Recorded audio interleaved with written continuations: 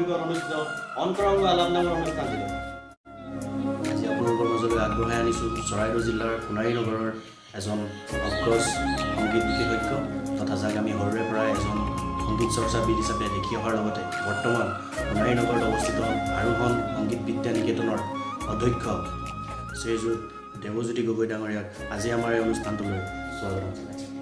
নমস্কাৰ, ধন্যবাদ পংকজ। ময়ো চান্দমণি বৰুৱাৰ ইউটিউব চেনেলৰ যোগেদি নপুৰ ডান্স একাডেমীৰ এই অন্তৰংগ আলাপ অনুষ্ঠানটিত মোক আজি অতিথি কৰাৰ বাবে তোমালোকৰ ধন্যবাদ জনাইছোঁ। তেনেহ'লে আমি অনুষ্ঠানটিৰ আৰম্ভণিতে আপোনাৰ পৰা আমি কিছু কথা জানিব বিচাৰিম। প্ৰথমে আমি আপোনাৰ পৰা জানিব বিচাৰিম আপুনি ক'ত জন্মগ্ৰহণ কৰিছিলে, লগতে আপোনাৰ এই সংগীতৰ যাত্ৰা কেনেদৰে আৰম্ভ হৈছিল। মোৰ জন্ম চাফাই চাউল। সৰুৰ পৰাই মই ঘৰখনতে সংগীতৰ পৰিৱেশ পাইছিলোঁ আৰু দেউতা এজন সংগীতৰ মনোৰাগী আছিল। সেইকাৰণে পঢ়াশালীয়া অৱস্থাতে দেউতাই মোক যেন তবলাৰ শিক্ষাগুৰু ঘৰুৱা শিক্ষাগুৰু ঠিক কৰি দিছিল আৰু তেখেতৰ ওচৰতে প্ৰথম মই শিক্ষা গ্ৰহণ কৰিছিলোঁ আৰু সেয়াই মোৰ আৰম্ভণি যাত্ৰা। সেই গুৰুৰ মই নামটো স্মৰণ কৰিব বিচাৰিছোঁ আজি। তেখেত আছিল প্ৰয়াত অমল চক্ৰৱৰ্তী ছাৰ।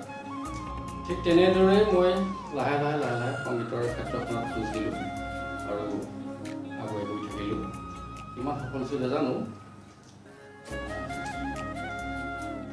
ঠিক আছে খুৰা, ইয়াৰ পিছৰ পৰ্যায়ত আমি আপোনাৰ বিষয়ে আৰু জানিম, কিন্তু তাৰ আগতে আমি জানিব পৰা মতে আপুনি খুব ধুনীয়া গীত ৰচনাও কৰে। তো আমি আমাৰ দৰ্শকসকলক আপোনাৰ স্বৰচিত এটি গীত শুনাব বিচাৰিম। ঠিক আছে পংকজ, মই চেষ্টা কৰোঁ বাৰু মোৰ গীত গাবলৈ। কিন্তু এটা কথা এটা কৈ লওঁ, মই একচুৱেলি মোৰ বৰ বিশেষ গীত নাই, 2-4টামান গীত আছে মই কৰিছিলোঁ। এইটো এই ডেকা কণ্টেক্টৰ এটা গীত মই অকণমান গুণগুণাওঁ দেই।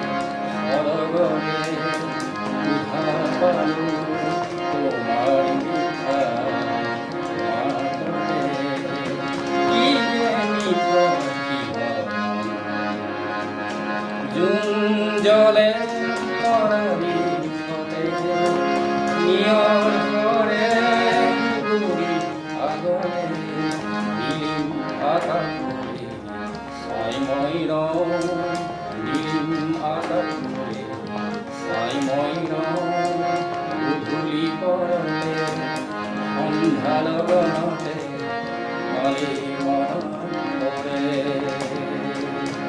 গধূলি পৰতে সন্ধ্যা লগতে মালি মনত পৰে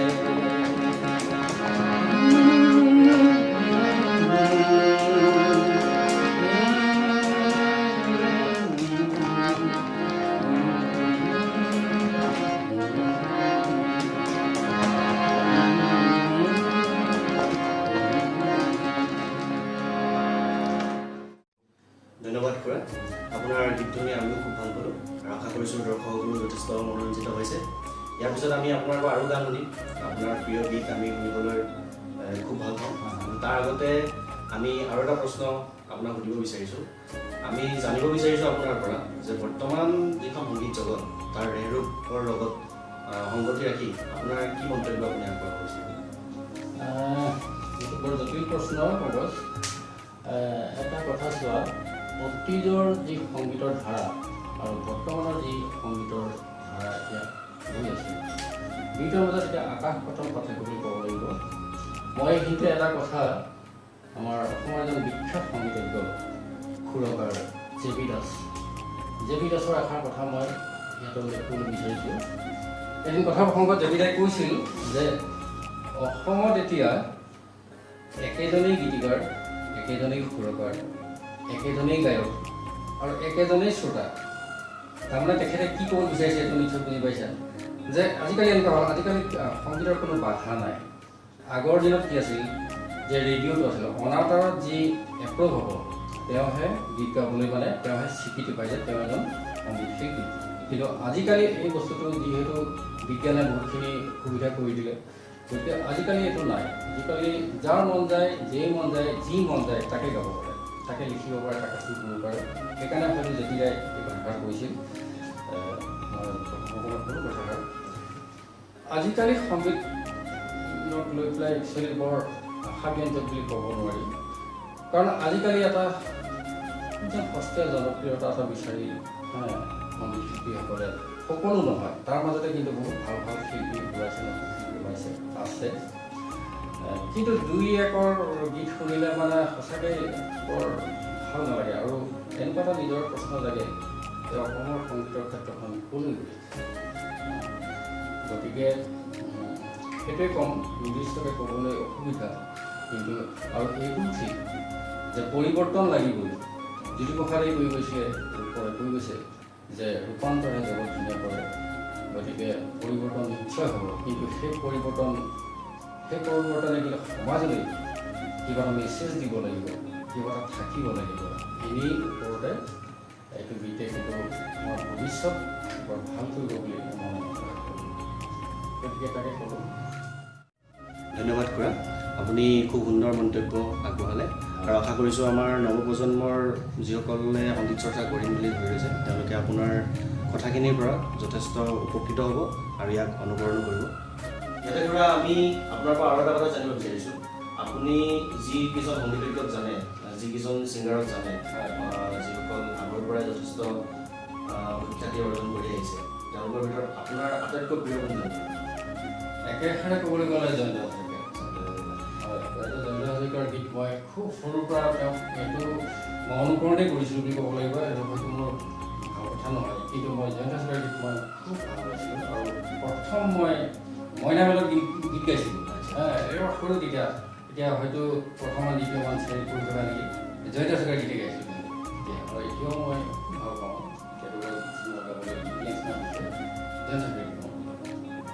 আপুনি যেতিয়া ক'লে আপোনাৰ আটাইতকৈ ফেভৰেট ছিংগাৰ যদি জয়ন্ত হাজৰিকা বুলি কৈছে তেখেতৰ এনেকুৱা এটি গান যিটো আপুনি বৰ্তমান আমাক শুনাব বিচাৰিব যদি আছে আমি শুনিব বিচাৰিম নিশ্চয় মই সেই গীতটিকে আকৌ চেষ্টা কৰিছিলোঁ মই মিলাবলৈ যিটো গীত মই প্ৰথম মইনামেলত পৰিৱেশন কৰিছিলোঁ দ্বিতীয় তৃতীয় শ্ৰেণীমানত পঢ়ি থাকোঁতে গীতটি গাইছিলোঁ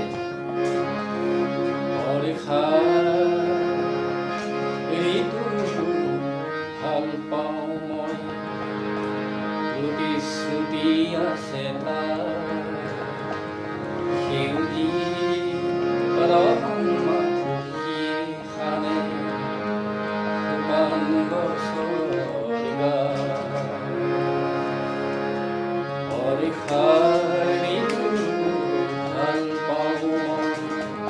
প্ৰতিশ্ৰুতি আছে তাৰ সেউজীৰ সন্মুখীয়ে খানে শুকান গছৰ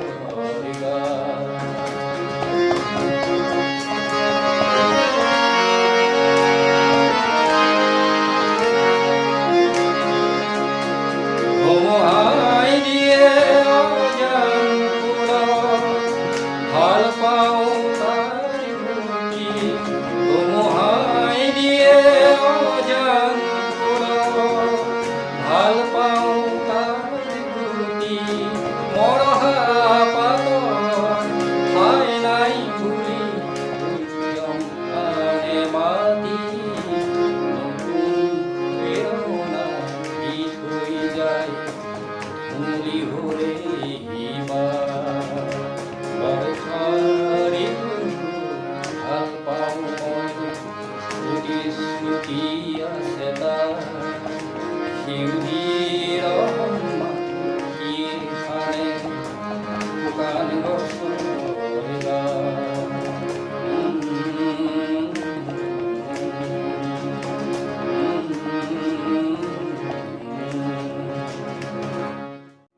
ধন্যবাদ খুৰা। খুৰা ইয়াতে মই আপোনাক ক'ব বিচাৰিছোঁ আমি জানিব পৰা মতে 2002 চনত আমাৰ সোণাৰীতে পাৰ্বতী প্ৰসাদ বৰুৱাৰ পৰিয়ালবৰ্গই ডক্টৰ ভূপেন হাজৰিকাদেৱক আমন্ত্ৰণ কৰি আনিছিলে আৰু জোনাকী বঁটা নামৰ এটি বঁটা প্ৰদান কৰিছিল। আৰু আমি যিমান দূৰ জানো সেই সময়ত আপোনাৰ দ্বাৰা ৰচিত এটি সমবেত সংগীতেৰে তেখেতক স্বাগতম জনোৱা হৈছিল, যিহেতু আমি তেতিয়া উপস্থিত নাছিলোঁ। তো আজি যদি আপোনাৰ মুখৰ পৰা অকণমান শুনিবলৈ পাওঁ সেই গীতটি নিশ্চয় আমি নিজকে ধন্যবাদ। ঠিক আছে প্ৰভাস, মই এটি আৰু গীত গাবলৈ দিছোঁ। 2002 চনত ভূপেন দা আহিছিল আমাৰ সোণাৰীলৈ। আমাৰ পাৰ্বতী প্ৰসাদ বৰুৱাৰ পৰিয়ালটোৱে তেখেতক জোনাকী বঁটা দিছিলে আৰু সেই জোনাকী বঁটা ল'বলৈ তেখেত আহিছিলে সোণাৰীলৈ। আৰু সেই অনুষ্ঠানটোত মই এটি গীতেৰে সমবেত গীতেৰে আমাৰ সোণাৰী শিল্পী সমাজে এই গীতটি গাই তেখেতক আমি আদৰণি জনাইছিলোঁ। মই সেই গীতটি অকণমান গুণগুণাই দিছোঁ। আৰু জানুৱাৰী মাহ আছিলে নেকি, বৰ ঠাণ্ডা বৰ চেঁচা, সেইটো কাৰণে মই সেই পৰিৱেশটোৰ লগত চিন্তা কৰি মই গানটো এনেধৰণে কৰোঁ।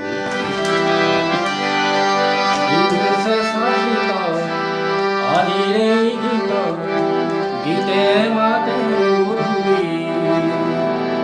আহিছোনাৰে আদৰু গুৰি উজাৰি হিয়া মৰমে কাজৰি হিংসে চাহিত আহিৰে গীত গীতে মাতে গধূলি আহিছোনাৰে আদৰু গুৰি উজাৰি হিয়া মৰমে কাজৰি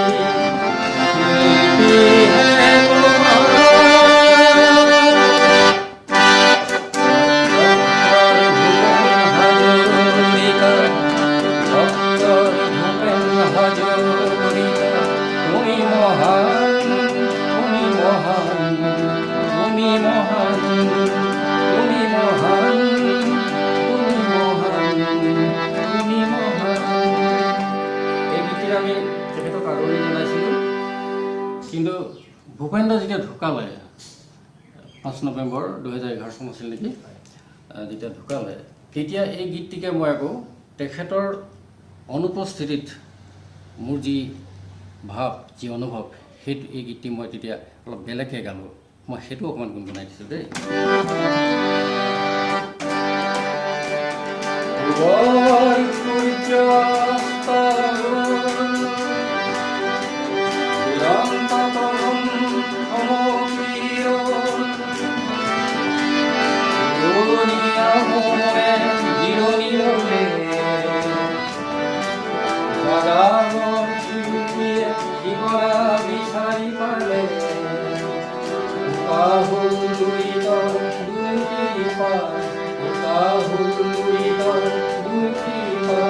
আজি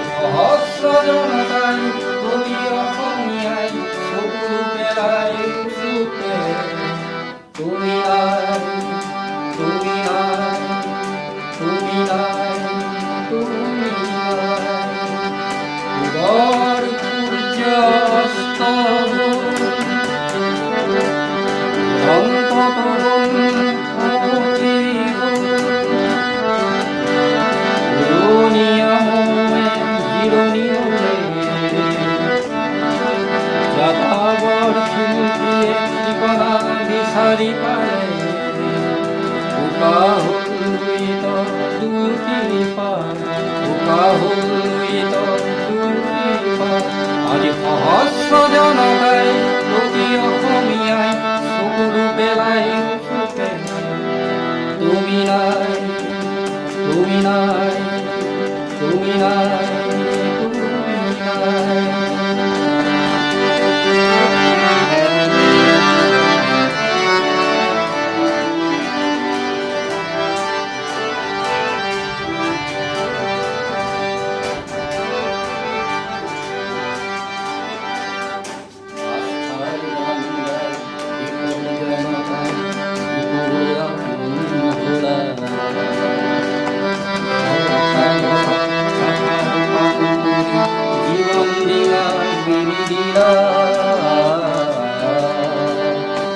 আস্থার গান গাই দেখো জনতা কুকুরা ভোলা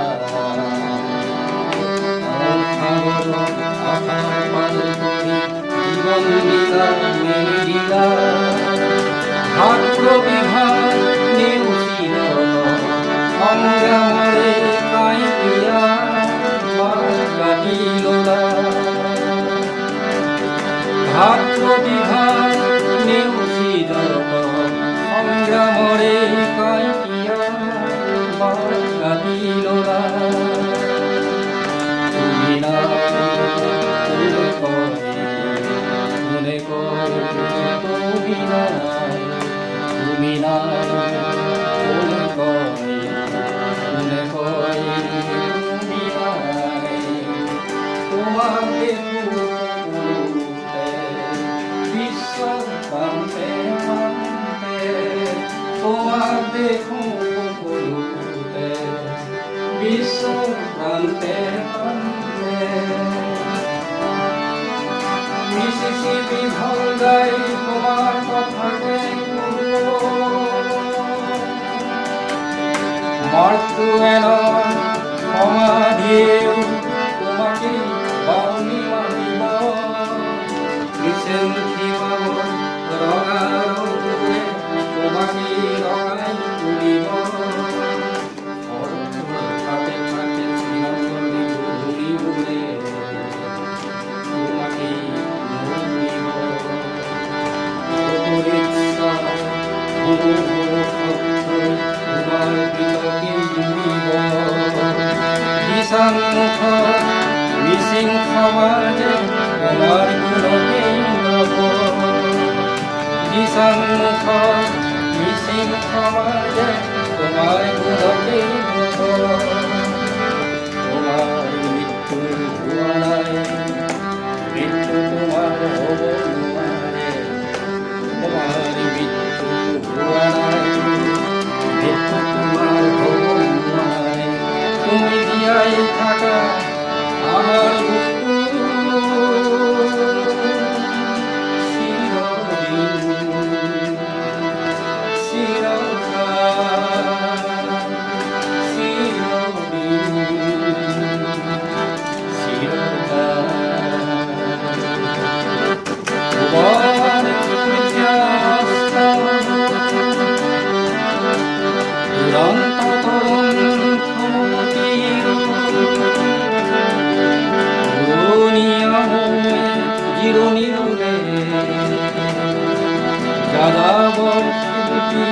ঠিকনা বিচাৰি পালে উকা হলিত দুইটি পাৰ উকা হলিত দুইটি পাৰ আজি সহস্ৰ জনতাই প্ৰতি অসমীয়াই চিঞৰি উঠে চুপে তুমি নাই তুমি নাই তুমি নাই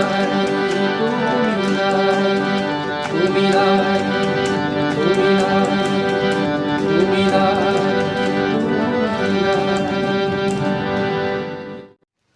ধন্যবাদ খুৰা আমি আপোনাৰ বাৰু গান দিম তাৰ আগতে আমি এটা কথা আপোনাৰ জানিব বিচাৰিছোঁ যে এতিয়া নতুনকৈ যিসকলে সংগীত জগতত বা নিজকে গীতিকাৰ হিচাপে প্ৰতিষ্ঠা লাভ কৰিব বিচাৰিছে নৱপ্ৰজন্মৰ ভিতৰত তেওঁলোকৰ প্ৰতি আপোনাৰ কি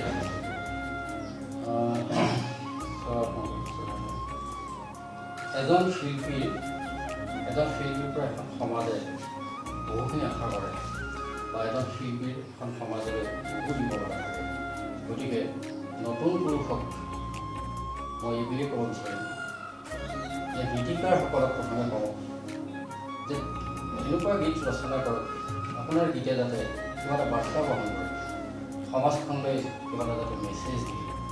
এতিয়া চাওক আগৰ গীতবিলাক ইমান মধুৰ, ইমান ভাল লাগে, আৰু আগৰ গীতবিলাকত যিবিলাক কাব্যিকতা আছিলে আজিকালি সেই গীত শুনিবলৈ নাপায়।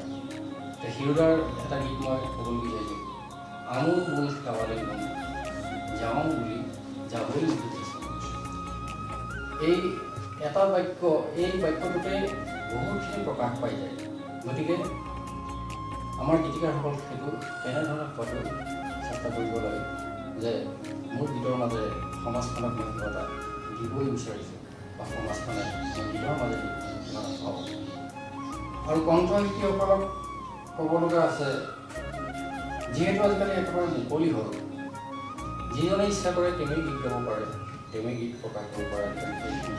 বহুতখিনি সুবিধা দিছে, কিন্তু প্ৰকৃত শিল্পী সেইজন যিজনে গীতত মানুহে কিবা এটা বিচাৰি পায়, সমাজখনে কিবা এটা বিচাৰি পায়। আৰু সাধনা লাগিব, কঠোৰ সাধনাৰ অবিহনে এজন প্ৰকৃত শিল্পী কেতিয়াও হ'ব নোৱাৰে। উপৰুৱাকৈ কোনোবাই যদি ভাবিছে মই মঞ্চত গীত গাম, মই গায়ক হ'ম, সেইটো কিন্তু নহয়, ভুল।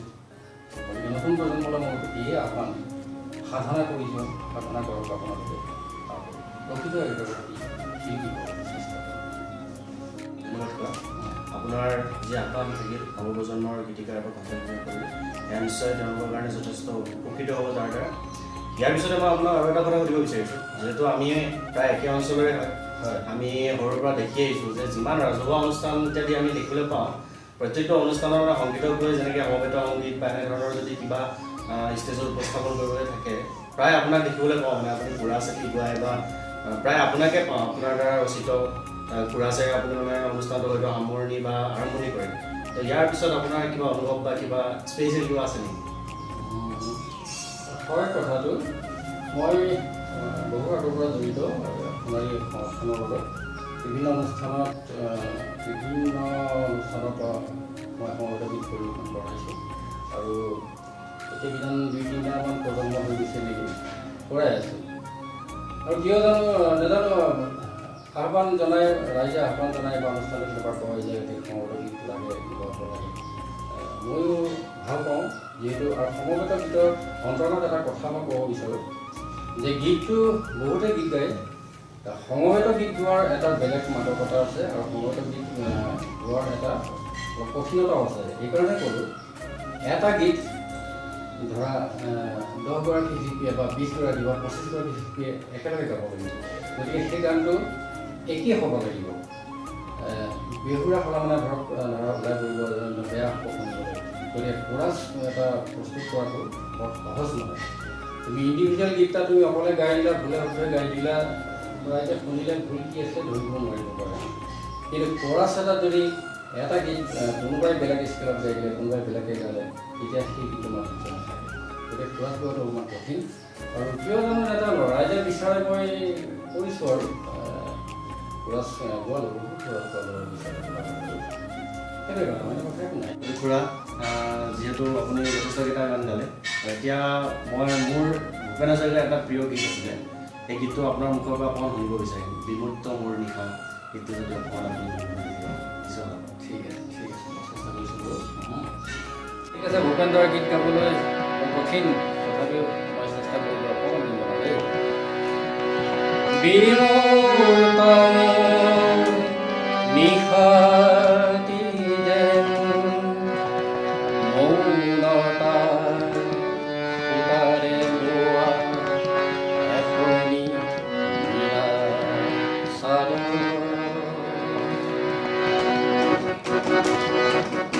বিমূৰ্ত নিশাতি যেন মৌনতা উতাৰে লোৱা এখনি নীলা চাদৰ, তাৰে মিঠা ভাজত নিশ্বাসৰে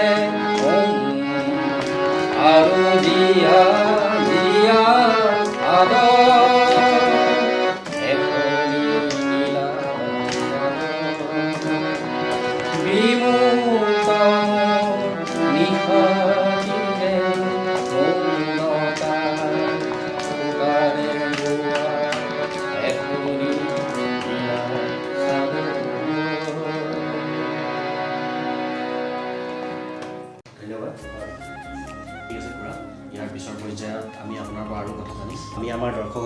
আপোনাৰ স্বৰচিত এটি গীত শুনাব বিচাৰে মই এইবাৰ মোৰে এটি গীত গাব লৈছোঁ আমাৰ BPP Baruah memorial higher secondary স্কুলৰ যেতিয়া মহাৰজাৰ জয়ন্তী হৈছিল তেতিয়া এটা মই গীত লিখিছিলোঁ আমাৰ প্ৰাক্তন ছাত্ৰ ছাত্ৰীসকলৰ সভাত গাবৰ বাবে আৰু যিহেতু আমি যিটো সময়ত এই বিদ্যালয়খনৰ ছাত্ৰ হৈ আছিলোঁ তেতিয়ানো কি পৰিৱেশ আছিল কেনেকৈ আমি ল'ৰা ছোৱালীবিলাক স্কুললৈ আহিছিলোঁ কেনেকৈ আমি পাঠ লৈছিলোঁ তাৰ ওপৰত সেই সময়ৰ ওপৰত মই অকণমান লিখি পেলাই এই গীতটো আগবঢ়াইছিলোঁ তাকে অকণমান বনাইছোঁ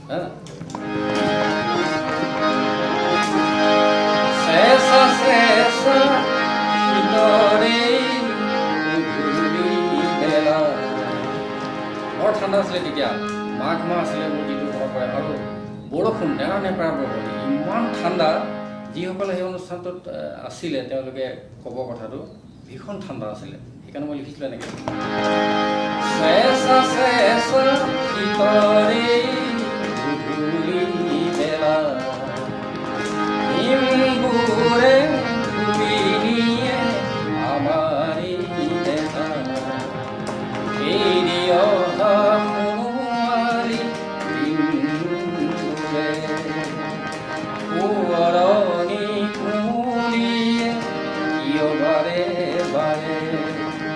আমার মন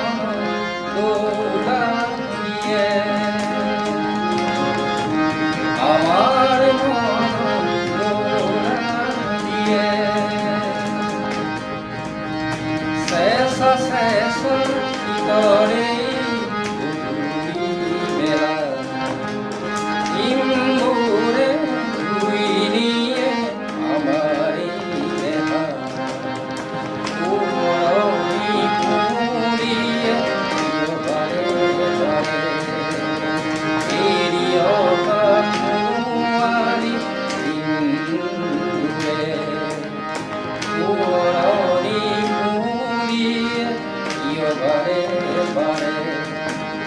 আমার মন দোলাইয়ে আমার মন দোলাইয়ে দমদম শুনবহে আমি পাতো হারি প্রার্থনা গীতে আহো আমি বহুবার ঘুরি গাড়ি মটর তিনি তার আহো বুলিলেও পারি বহুয়া হে সাইকেলের গোড়া কি সুয়ারি বহুয়া হে সাইকেলের গোড়া কি সুয়ারি ছবিটি সাইকেলরে দীঘলি আধারি আজি কোনো হেরা ফিরি কেনি লুকাল কাহানি নাহে ফিরি শেষা শেষা ভিতরে ঘুরি বেলা ঘুরে ঘুরি নিয়ে আমারে দেখা এরিয় হানুয়ালি দিনে পুরনি কুলিয়ে ইয়গারে বারে আমার মন দোলা দিয়ে আমার মন দোলা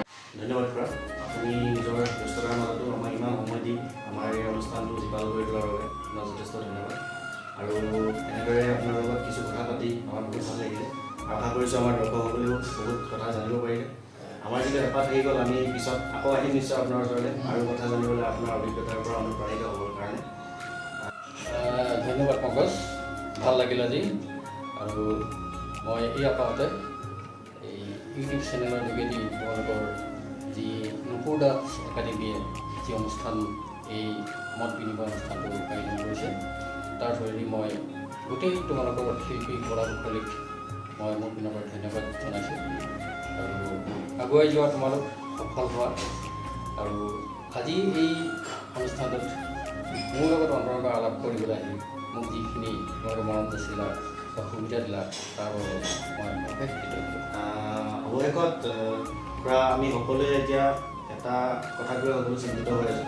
বিশ্বজুৰি আজি কৰোণা ভাইৰাছৰ যি আতংক চলি আছে তাৰ কাৰণে যিহেতু সকলো লকডাউনত প্ৰায় ঘৰতে আছে আৰু বহুত প্ৰব্লেমো হয়তো বহুতে ফেচ কৰি আছে। তো তাক লৈ আপুনি আমাৰ দৰ্শকসকলক বা আমাৰ ওচৰ চুবুৰীয়াসকলক কিবা বাৰ্তা আগবঢ়াব বিচাৰে? এইটো অদৃশ্য এক ভাইৰাছ কৰোণা আজি গোটেই বিশ্ব চাখিত সংগীত সকলোৱে জানে দিনক দিনে ইয়াৰ সংক্ৰমণ বৃদ্ধি পাইছে। গতিকে ৰাইজলৈ মোৰ এটাই অনুৰোধ, ঘৰত থাকক, সুৰক্ষিত থাকক, চৰকাৰে যি নিৰ্দেশনা জাৰি কৰিছে সামাজিক দূৰত্ব বজাই ৰাখক আৰু ইয়াৰ পৰা আঁতৰি থাকক, নিজকে বচাই ৰাখক। তাকে নমস্কাৰ।